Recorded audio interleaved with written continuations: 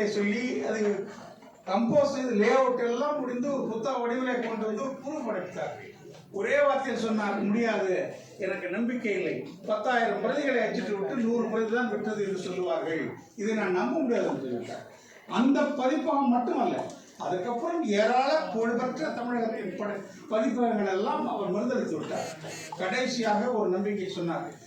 கேரளாவில் ஒரு கூட்டுறவு பதிப்பகம் இருக்கிறது. அவர்கள் 15% கமிஷன், அதாவது 1000 புத்தகம் படித்தார்கள் என்றால் புத்தக வகையில் 15% கொடுப்பார்கள். அதை நாம் எல்லாம் பகிர்ந்து கொள்வோம். ராம் நீங்கள், நான், மலையாளி எல்லாம் சொன்னார். அவர் எது சொன்னாலும் நான் மறுக்கவே மாட்டேன். அப்புறமாக அந்த என்னுடைய அதிர்ஷ்டம் என்று நினைக்கிறேன், அந்த பதிப்பகம் மூடு விழா. அதனால எனக்கு இது எவ்வளவு காலம் என்று நினைக்கிறீர்கள்? 5 வருட காலம் இந்த புத்தகம் வெளிவரவே இல்லை. மொழிபெயர்த்து முடித்த பிறகு இந்த 5 வருடமும் நான் என்னுடைய புத்தகம் வாழ்நாளுக்குள் வந்து விடுமா, பார்க்கலாமா என்றெல்லாம் அவரிடம் சொல்லியிருக்கிறேன். அப்படிலாம் சொல்லாதீர்கள். ஒரு நாள் அவருக்கு பொறுக்கவில்லை.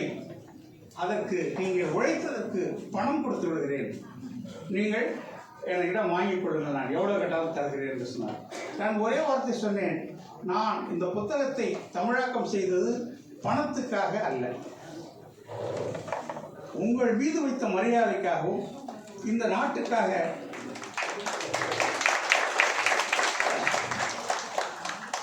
என்று நான் சொன்னபோது ஐயா அதை ஏற்றுக்கொண்டார். ஆனால் அவருக்கு குற்றம் அவருக்கு இருந்தது.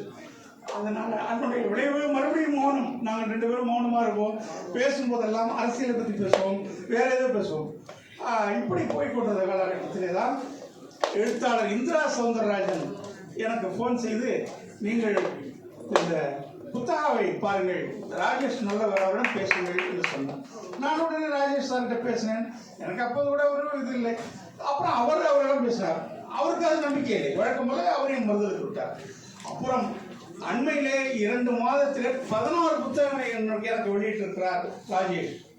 என்னுடைய புத்தகங்கள் 16 புத்தகங்கள் வெளிவந்திருக்கின்றன. 17வது புத்தகம் வந்துவிட்டது. அப்போது அவர்